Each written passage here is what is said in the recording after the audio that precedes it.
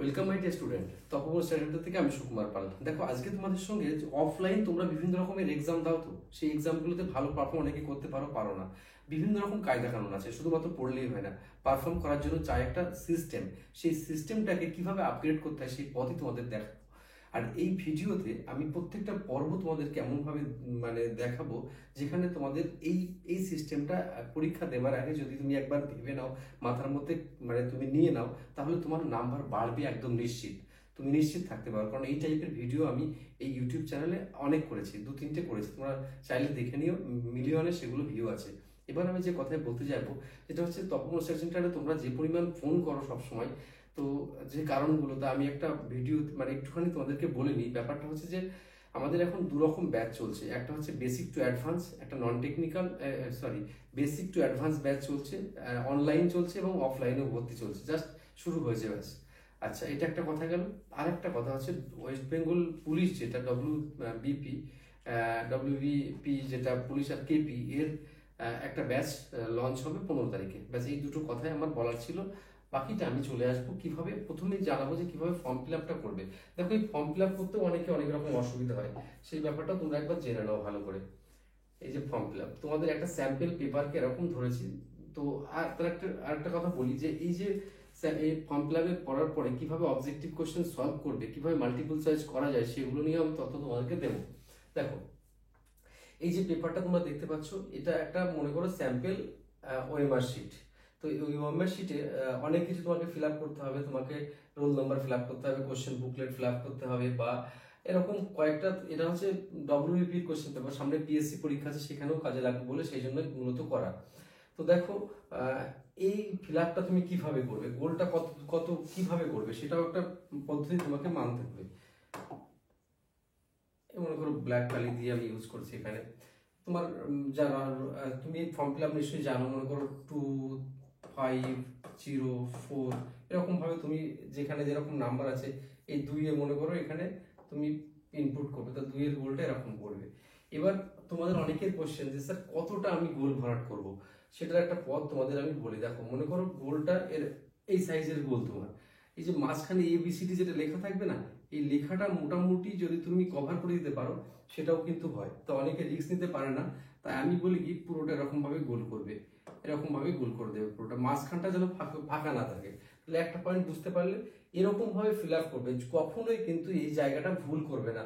ভুল করলে কিন্তু প্রশ্নচিহ্নের মুখোমুখি তোমার হতে পারে। এবার আমি তোমাদের চলে আসবো এমসিকিউ কিভাবে সলভ করলে ভালো মার্কস তোমার পক্ষে পাওয়া সম্ভব। দেখো, কিভাবে উত্তর করলে মার্কস বাড়বে। সময় কি প্রথমে মনে করো একটা কোশ্চেন পেপার তুমি পেলে, মনে করো 100 নম্বর। আমি একটা কোশ্চেন পেপারে তোমাকে ডিসকাস করি। ধরো নাও, পাবলিক সার্ভিস কমিশনের পরীক্ষা সামনে, ফুড এসআই। তো 100টা কোশ্চেন যদি হয়, তো 100টা কোশ্চেন তোমার টাইম যা থাকবে, সেই টাইমটাকে ধরে নাও 100টা কোশ্চেন 1.5 ঘন্টা টাইম, 90 মিনিট টাইম যদি থাকে, তাহলে তুমি ভাগ করবে কি করে। 1 ঘন্টা প্রথমে, 1 ঘন্টা টাইম আলাদা করে নেবে, আর 30 মিনিট আলাদা করে নেবে।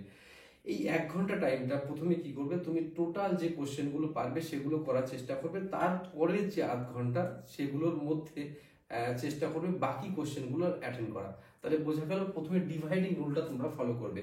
প্রথমে যে না হলে অনেকে কি করে, এক্সাম শুরু করে কিন্তু এক্সাম শেষ করতে পারে না, 10টা কোশ্চেন 20টা কোশ্চেন বাদ থাকতে সে কিন্তু ছেড়ে চলে আসে। অথচ দেখা গেল শেষ দিকের কোশ্চেনগুলো অনেক সহজ হয়। তা অনেকে আবার শেষ দিক থেকে শুরু করো, ওটা কোনো পথ না, তুমি যে কোনোভাবেই শুরু করতে পারো, কিন্তু এই ডিভাইডিং রুলটা মেনে চলবে। আশা করি ব্যাপারটা বোঝাতে পারলাম। ডিভাইডিং রুল, আর মোট সময় কত তোমাকে এই কোশ্চেনটা নিজেকে জেনে নিতে হবে, দেখে নিতে হবে কতগুলো বিষয় আছে সেখানে। মনে করো ফুড এসআই পরীক্ষাতে 2টো বিষয়, ম্যাথস আর রিজনিং, ম্যাথস আর জিকে যদি থাকে, তাহলে এই 2টো বিষয় কোন বিষয়টা তুমি ভালো পারো, সেটাও তুমি সেই হিসেবে তোমাকে শুরু করতে হবে। ঠিক আছে, কোন বিষয়টা তুমি শক্তিশালী মিন্স মনে করো তুমি অঙ্ক ভালো পারো, তাহলে অঙ্ক যখন আসবে, তখন সেই অঙ্কগুলো সহজে যেগুলো করা যায় সেগুলো তুমি করে ফেলবে। তারপর মনে করো জিকে গুলো সহজে অ্যান্সার করা যায়, একবার দুবার পড়লেই তুমি সেগুলো জানতে পারবে, বা কঠিন যেগুলো লাগে সেগুলো পরবর্তীতে তুমি জানতে পারবে। এভাবে সময়টাকে ডিভাইডেড করে নেবে। মানে তুমি যদি না 90 মিনিটের কোনো এক্সাম থাকে, 90 মিনিট,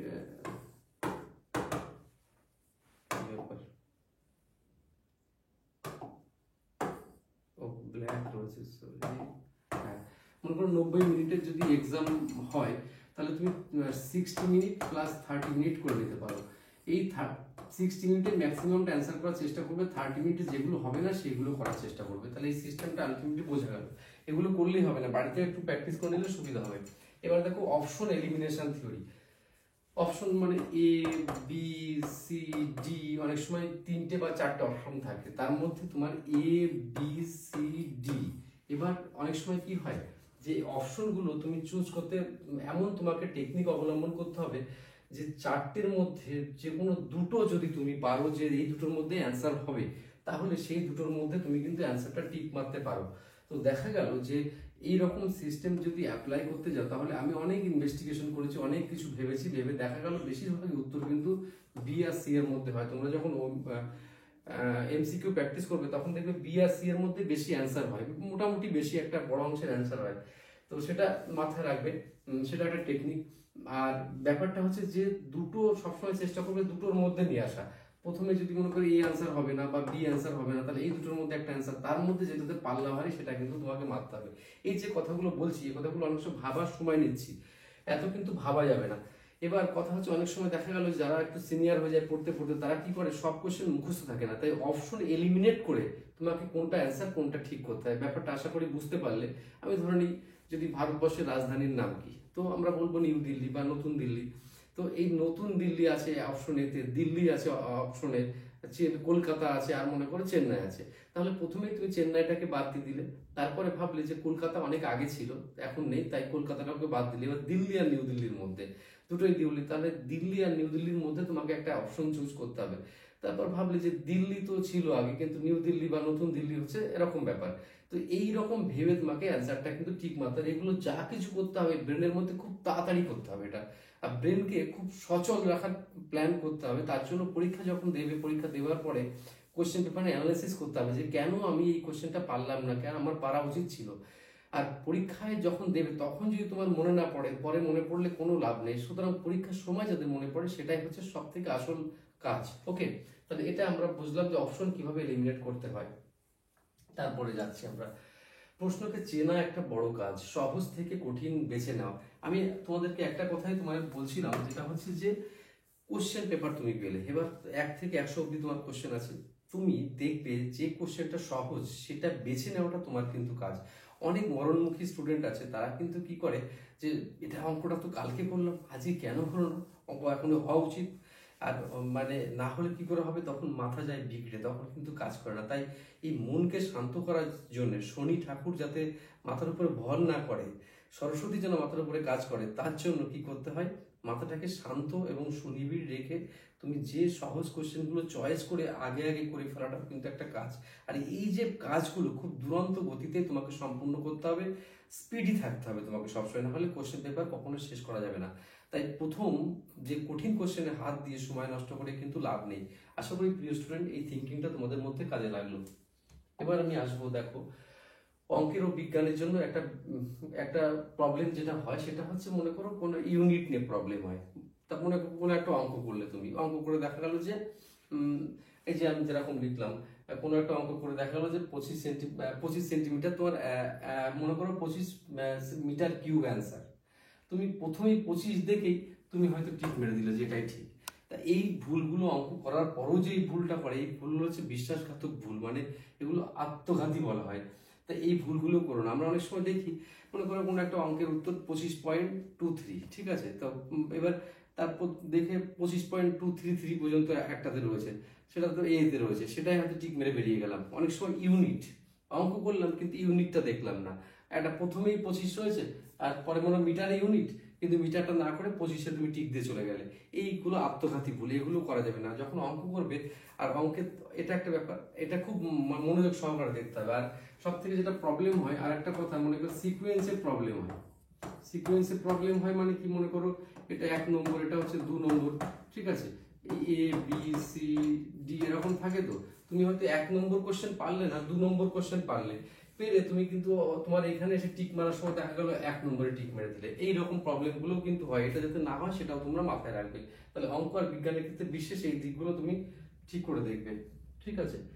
তাহলে এই যে বিষয়গুলো তোমাদেরকে জানালাম প্রিয় স্টুডেন্ট, এইগুলো তুমি পরীক্ষার সময় অ্যাপ্লাই করবে, তার আগে বাড়িতে একবার পরীক্ষা করে দেখো, যে তোমার অনেকটাই কাজে লাগবে। আশা করি এই ভিডিও তোমাদের অনেক উপকারে লাগবে।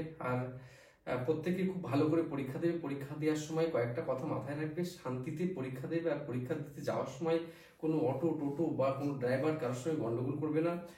ভগবানকে ডাকবে এটা ভেবে যে আমাকে তুমি শক্তিটুকু দাও, আমাকে পাস করা না করা ফেল করা সেটা পরের চিন্তা, আমাকে ভালো করে পরীক্ষা দেওয়ার শক্তিটুকু দাও, এইটুকু ডেকে পরীক্ষা দেবে। আর মনকে যত শান্ত রাখবে ততই দেখবে পরীক্ষাটা ভালো দিতে পারবে। পরীক্ষা কিন্তু একদিনের রাজা, যদি তুমি তোমার সেরাটুকু দাও তবেই তুমি সাকসেস হতে পারবে, না হলে কিন্তু ফেলিয়ার হয়ে যাওয়া তো অনিবার্য। তো বেস্ট অফ লাক, ভালো থেকো স্টুডেন্টস, আবার কথা হচ্ছে পরে।